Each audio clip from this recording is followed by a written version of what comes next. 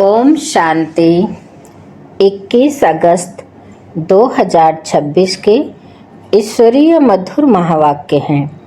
सुनते हैं आज की बाबा की मधुर मुरली। बाबा ने कहा, मीठे बच्चे, बाप मीठे से मीठी सैक्रीन है, इसलिए और सब बातें छोड़ उस बाप को याद करो तो मीठी सैक्रीन बन जाएंगे। प्रश्न है, तुम बाप द्वारा श्रीमत लेकर अपने अंदर कौन से संस्कार भर रहे हो? उत्तर है, भविष्य में बिगर वजीर सारे विश्व पर राज करने के तुम यहाँ आए ही हो। भविष्य राजधानी चलाने की श्रीमत लेने बाप तुम्हें ऐसी श्रीमत दे देते जो आधा कल्प तक कोई की राय लेने की दरकार नहीं। राय उन्हें लेनी पड़ती जिनकी बुद्धि कमजोर हो। गीत है, तुम ही हो माता पिता, तुम ही हो। ओम शांति। मीठे मीठे रूहानी बच्चों ने गीत सुना। यह किसने कहा कि मीठे मीठे रूहानी बच्चे?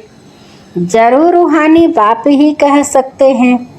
मीठे मीठे रूहानी बच्चे अभी सम्मुख बैठे हैं और बहुत ही प्यार से बाप समझा रहे हैं।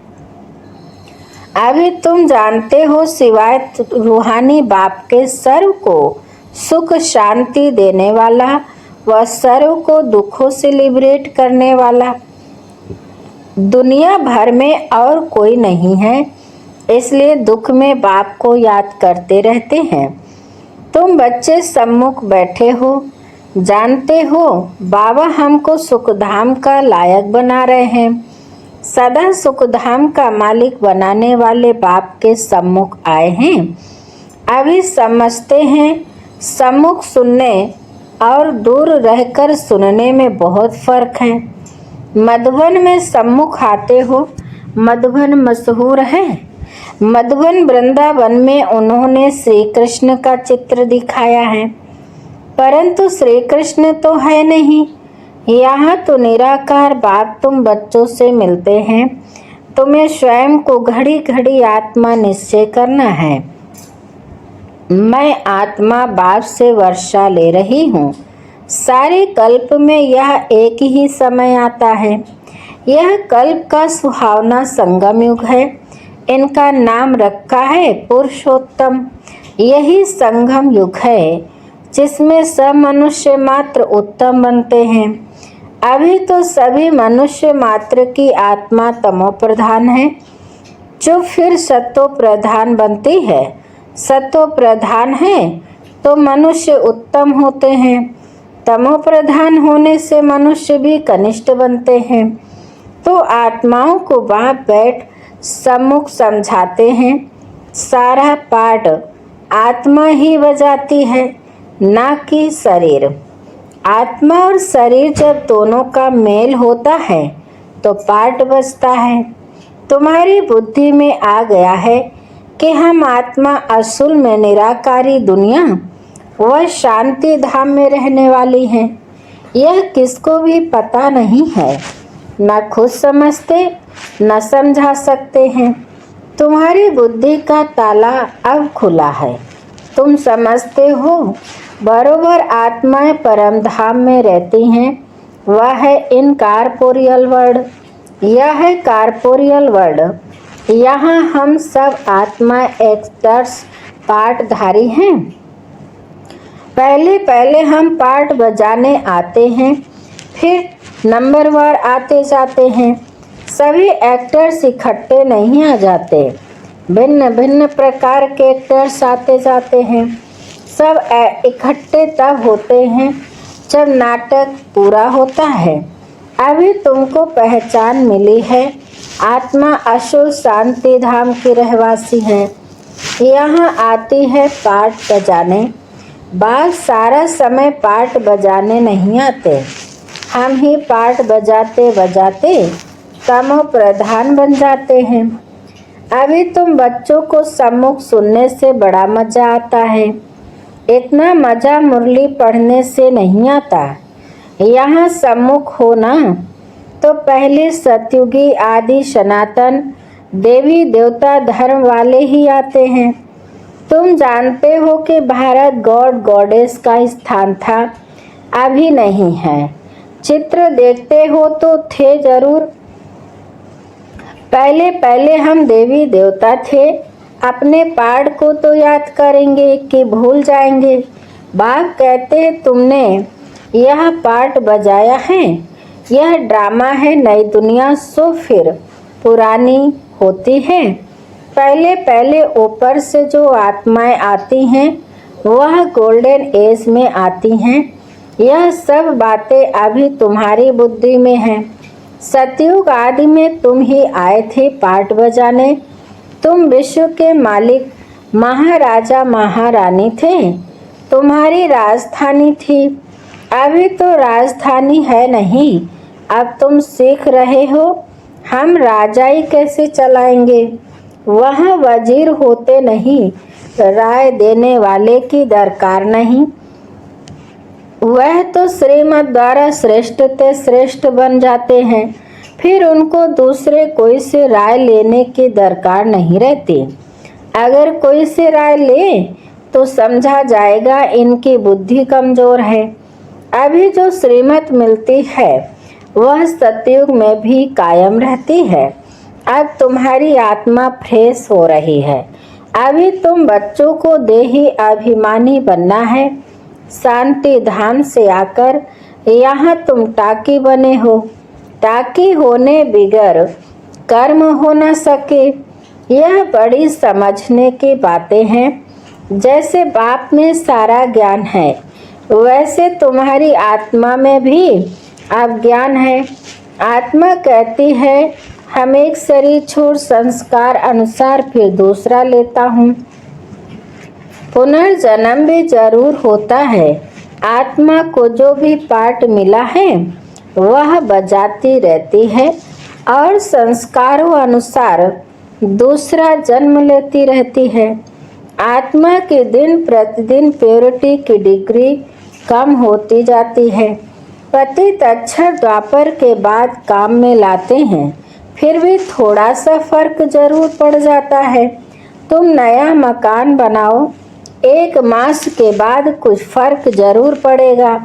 अभी तुम समझते हो बाबा हमको वर्षा देते हैं। बाप कहते हैं हम आए हैं तुम बच्चों को वर्षा देने। जितना जो पुरुषार्थ करेंगे उतना पद पाएंगे। बाप के पास कोई फर्क नहीं है। बाप जानते हैं हम आत्माओं को पढ़ाते हैं। आत्मा हर एक अपने लिए पुरुषार्थ करती है। मेल फीमेल की दृष्टि यहाँ नहीं रहती। तुम सब बच्चे बेहद बाप से वर्षा ले रहे हो। सभी आत्माएं ब्रदर्स हैं जिनको बाप पढ़ाते हैं, वर्षा देते हैं। बाप ही रूहानी बच्चों से बात करते हैं कि हे लाडले मीठे शिकिलधे बच्चों, तुम बहुत समय पाठ बजाते बजाते अब फिर आकर मिले हो अपना वर्षा लेने। यह भी ड्रामा में नूंद है। शुरू से लेकर पाठ नूंधा हुआ है। तुम एक्टर्स पार्ट बजाते एक्ट करते रहते हो। आत्मा अविनाशी है, इसमें अविनाशी पार्ट भरा हुआ है। शरीर तो बदलता रहता है, बाकी आत्मा सिर्फ प्योर से इम्प्योर बनती है। सतयुग में है पावन, इसको कहा जाता है पतित दुनिया। अभी सुख धाम स्थापन होता है, बाकी सब आत्माएं मुक्ति धाम में रहेंगी। अभी यह बेहद का नाटक आकर पूरा हुआ है। सभी आत्माएं मच्छरों में चल जाएंगी। इस समय कोई भी आत्मा आए तो पति दुनिया में उनकी क्या वैल्यू होगी। वास्तव में वैल्यू उनकी है जो पहले पहले नई दुनिया में आते हैं। नई दुनिया थी वह फिर पुरानी बनी है। नई दुनिया में देवताएं थे, वहाँ दुख का नाम नहीं था। यहाँ तो अथाह दुख है। बाप आकर दुख की पुरानी दुनिया से लिबरेट करते हैं। यह पुरानी दुनिया बदलनी जरूर है। जैसे दिन के बाद रात, रात के बाद दिन होता है। तुम समझते हो बरोबर हम सतयुग के मालिक बनेंगे, तो हम क्यों न आत्मा निश्चय करें और बाप को याद करें। कुछ तो मेहनत करनी होगी। राजाई पाना कोई सहज थोड़े ही है। बाप को याद करना है, यह माया का वंडर है जो घड़ी घड़ी तुमको भुला देती है। इसके लिए उपाय रचना चाहिए। ऐसे नहीं मेरा बनने से याद जम जाएगी, बाकी पुरुषार्थ क्या करेंगे। नहीं, जब तक जीना है पुरुषार्थ करना है, ज्ञान अमृत पीते रहना है। यह भी समझते हो हमारा यह अंतिम जन्म है। इस शरीर का भान छोड़ दे ही अभिमानी बनना है। गृहस्थ व्यवहार में भी रहना है, पुरुषार्थ जरूर करना है। सिर्फ अपने को आत्मा निश्चय कर बाप को याद करो। तुमेव माता च पिता तुमेव। यह सब है भक्ति मार्ग की महिमा। तुमको सिर्फ एक अल्प को याद करना है। एक ही मैं स्क्रीन हूँ। तुम भी और सब बातें छोड़ बहुत मीठी स्क्रीन हो जाओ। अभी तुम्हारी आत्मा तमो प्रधान बनी है, उनको सतो प्रधान बनाने लिए याद की यात्रा में रहो। सबको यही बताओ, बाप से सुख का वर्षा लो। सुख होता ही है सतयुग में। सुख धाम स्थापन करने वाला बाप है। बाप को याद करना है बहुत सहज, परंतु माया का अपोजिशन बहुत है। इसलिए कोशिश कर मुझे याद करो तो खाद निकल जाएगी। सेकंड में जीवन मुक्ति गाया जाता है। इस ड्रामा में हर एक को अपना पार्ट रिपीट करना है। इस ड्रामा के अंदर सबसे जास्ती हमारा पार्ट है। सुख भी सबसे जास्ती हमको मिलेगा। बाप कहते हैं तुम्हारा देवी देवता धर्म बहुत सुख देने वाला है और बाकी सब शांति धाम में चले जाएंगे। हिसाब किताब चुकतो कर, जास्ती विस्तार में हम क्यों जाए। बाप आते ही है सबको वापिस ले जाने। मच्छरों सदृश सबको ले जाते हैं। शरीर खत्म हो जाएंगे, बाकी आत्मा जो अविनाशी है वह हिसाब किताब चुकतो कर चली जाएगी। ऐसे नहीं कि आत्मा आग में पड़ने से पवित्र होगी। आत्मा को याद रूपी योग से ही पवित्र होना है। योग की अग्नि है यह। उन्होंने फिर नाटक बैठ बनाए हैं। सीता आग से पार हुई, आग से कोई एक को थोड़ी पार होना है। बाप समझाते हैं तुम सब सीताएं इस समय पतित हो, रावण के राज्य में हो। अब एक बाप की याद से तुमको पावन बनना है। राम एक ही है। अग्नि अक्षर सुनने से समझते हैं आग से पार हुई। कहाँ योग अग्नि, कहाँ वह आत्मा परमात्मा से योग रखने से पति से पावन होगी। रात दिन का फर्क है। आत्माएं सब सीताएं हैं। रावण के जेल में शोक वाटिका में है। यहाँ का सुख तो काग विष्टा मिसल है, स्वर्ग के सुख तो अथाह हैं। तो बच्चों को ज्ञान रत्नों से झोली भरनी चाहिए। कोई भी प्रकार का संशय नहीं आना चाहिए। देह अभिमान आने से फिर अनेक प्रकार के प्रश्न आदि उठते हैं। फिर बाप जो धंधा देते हैं वह करते नहीं हैं। मूल बात है हमको पति से पावन बनना है। दूसरे कोई भी संकल्प उठाने की दरकार नहीं है। यह है पति दुनिया, वह है पावन दुनिया। मुख्य बात है ही पावन बनने की। पावन कौन बनाएंगे ये कुछ भी पता नहीं। बोलो तुम पतित हो तो बिगड़ पड़ेंगे। अपने को विकारी कोई भी समझते नहीं। कहते गृहस्थी तो सब थे, राम सीता लक्ष्मी नारायण को भी तो बच्चे थे ना, वहाँ भी तो बच्चे पैदा होते हैं। यह भूल गए हैं कि उसको वॉइसलेस वर्ड कहा जाता है। यह है शिवालय। बाप तुम बच्चों को कितनी युक्तियाँ बताते रहते हैं। यह तो बाप टीचर गुरु है जो सबको सद्गति देते हैं। वह तो एक गुरु मर गया तो फिर बच्चे को गद्दी देंगे। अब वो कैसे सद्गति में ले जाएंगे? सर्व का सद्गति दाता है ही एक। रावण राज्य में है दुर्गति, राम राज्य में है सद्गति। बाप सबको पावन बना कर ले जाते हैं, फिर कोई फट से पतित नहीं बनते, नंबरवार उतरते हैं। सतो प्रधान से सतो रजो तमो। तुम्हारी बुद्धि में 84 का चक्र बैठा है। तुम जैसे अब लाइट हाउस हो, ज्ञान से इस चक्र को जान गए हो कि यह कैसे फिरता है। अभी तुम बच्चों को और सबको रास्ता बताना है।